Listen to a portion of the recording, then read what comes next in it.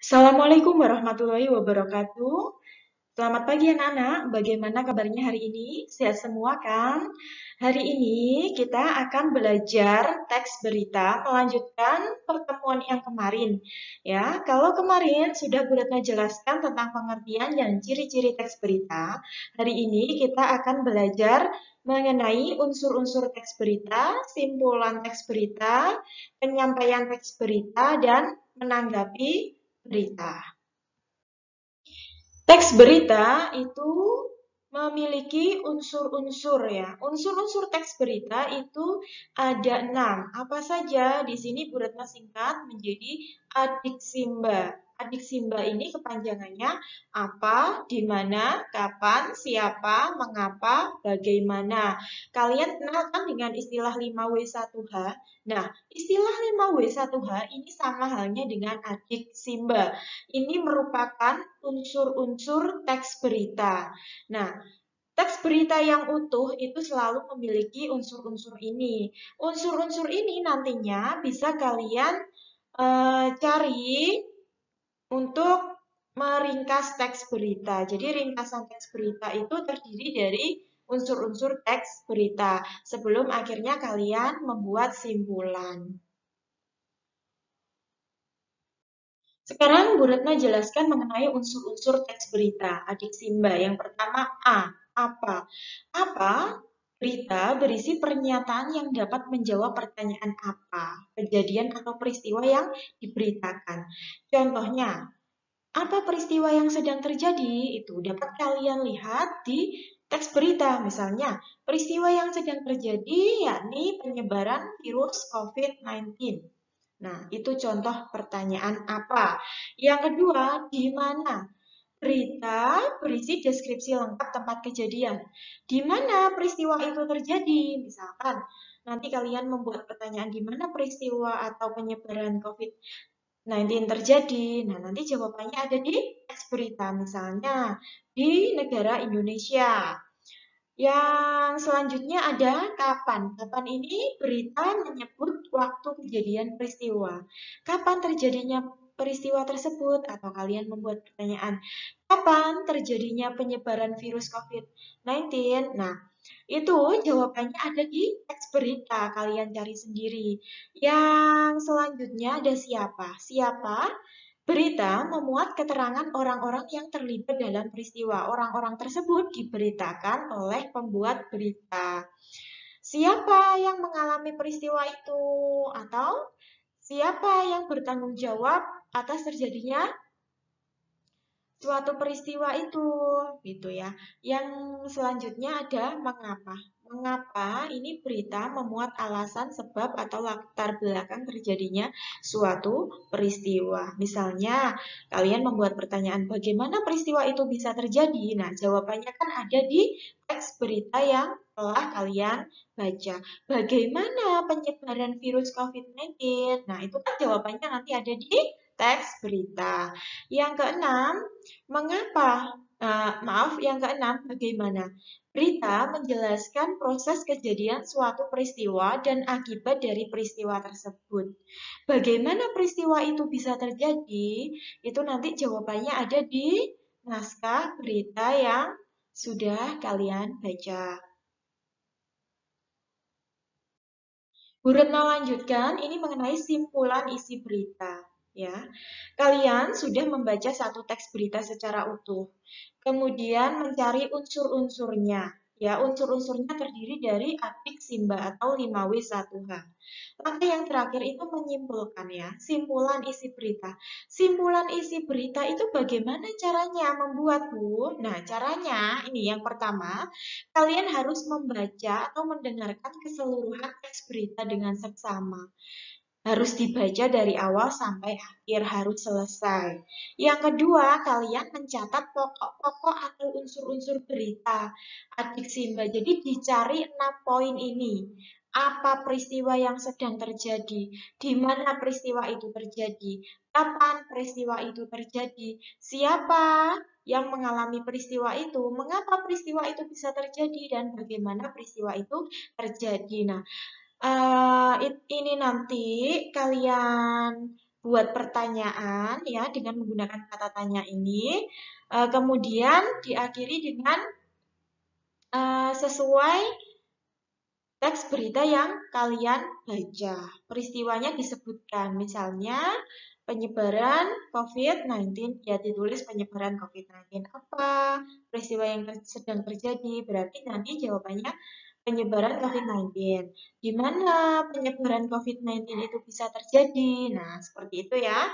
Yang ketiga, kalian buat simpulan berdasarkan unsur-unsur berita yang sudah ditemukan.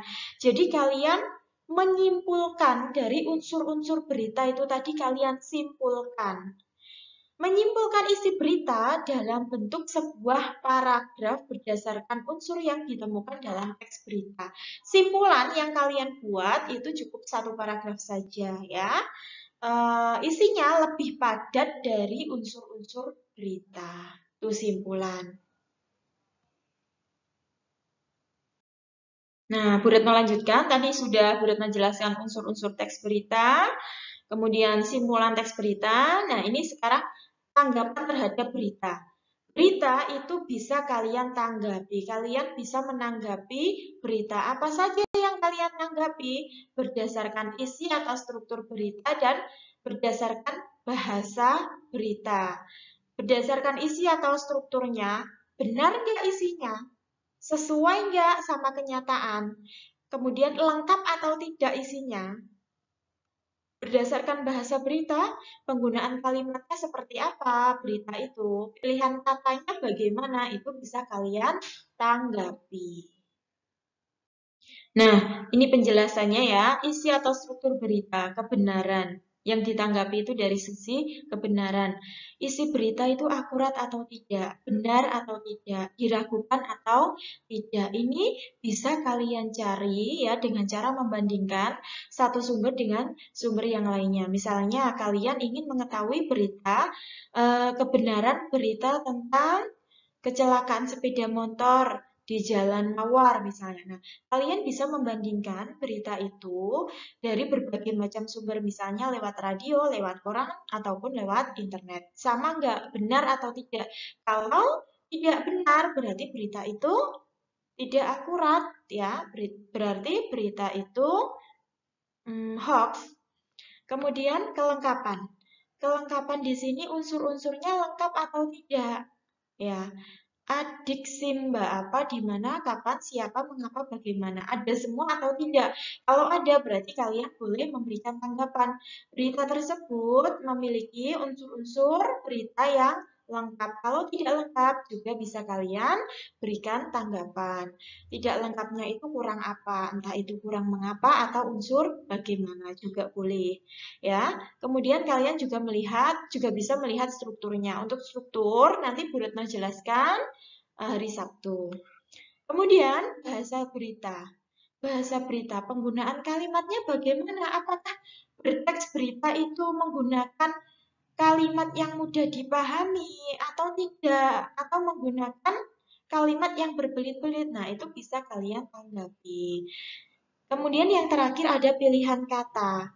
Dalam teks berita itu menggunakan kosakata bahasa Indonesia yang bagaimana? Apakah menggunakan kosakata yang baku? Atau menggunakan bahasa tidak baku? Atau menggunakan bahasa asing atau daerah? Nah, itu bisa kalian tanggapi. Yang terakhir tentang penyampaian berita. Penyampaian berita di sini ya, yang dimaksud penyampaian berita, kalian menyampaikan kembali berita yang sudah kalian baca atau yang sudah kalian dengar. Caranya menyampaikan kembali itu bagaimana? Yang pertama, kalian harus paham unsur-unsur berita yang sudah kalian baca itu apa saja. Di dalamnya ada apa saja, ada informasi penting apa saja. Kalian harus paham. Yang kedua, kalian ceritakan dengan kata-katamu sendiri. Jadi kalian mengungkapkan kembali berita yang sudah kalian baca dengan menggunakan kata-kata kalian sendiri. Kuncinya kalian harus tahu, harus paham tentang unsur-unsurnya. Yang ketiga, kalian harus menyampaikan secara benar dan ringkas. Jangan sampai ada kesalahan informasi, karena itu sangat bahaya ya. Dan yang terakhir, kalian tidak perlu menghafal semua isi berita ya. Kalau kalian paham dengan unsur-unsur berita yang sudah kalian baca, isinya apa saja, runtutannya bagaimana, itu nanti pasti kalian akan mudah dalam menceritakan kembali karena menggunakan bahasa kalian sendiri yang tentunya kalian paham. Pelajaran hari ini Bu Retno akan memberikan tugas. Tugasnya kemarin kan sudah mencari satu berita ya. Pada pertemuan sebelumnya sudah Bu Retno suruh kalian untuk membaca satu berita. Nah, silahkan dibuka kembali berita itu. Disimpan ya naskahnya, teks beritanya itu disimpan, jangan sampai hilang. Dicantumkan sumbernya, dapat dari mana. Kalau kalian mencari berita dari koran, ditulis korannya apa dan itu edisi tanggal berapa. Kalau kalian mencari berita dari internet, silahkan sertakan sumbernya ya, linknya itu di copy, kemudian kalian tulis, kalian mengunduhnya itu tanggal berapa, jam berapa. Ya, jangan sampai hilang. Kemudian silakan kalian menganalisis unsur-unsur teks berita ya. Jadi kalian nanti membuat pertanyaan dengan kata tanya adik Simba atau 5W1H. Kemudian kalian jawab berdasarkan teks berita yang kalian baca. Yang keempat, dari unsur-unsur itu tadi silahkan dibuat simpulan. Ingat, silahkan buat simpulan tetapi cukup satu paragraf ya. Simpulan ini nanti kalian membuatnya berdasarkan unsur-unsur berita ini loh. Nih, disimpulkan, diambil poin-poin yang penting. Yang kelima, silahkan kalian mengumpulkan hasil pekerjaan kalian melalui link Google Form nanti yang Bu Retno bagikan di grup WA. Ya, jangan sampai lupa. Segera dikerjakan supaya tidak menumpuk dengan tugas mata pelajaran yang lainnya. Demikian pelajaran hari ini. Apabila ada yang merasa kesulitan atau ada yang ingin ditanyakan, boleh langsung bertanya di grup WA atau di timeline learning atau di YouTube juga bisa. Apabila ada kesalahan dari Bu Retno mohon maaf. Wassalamualaikum warahmatullahi wabarakatuh.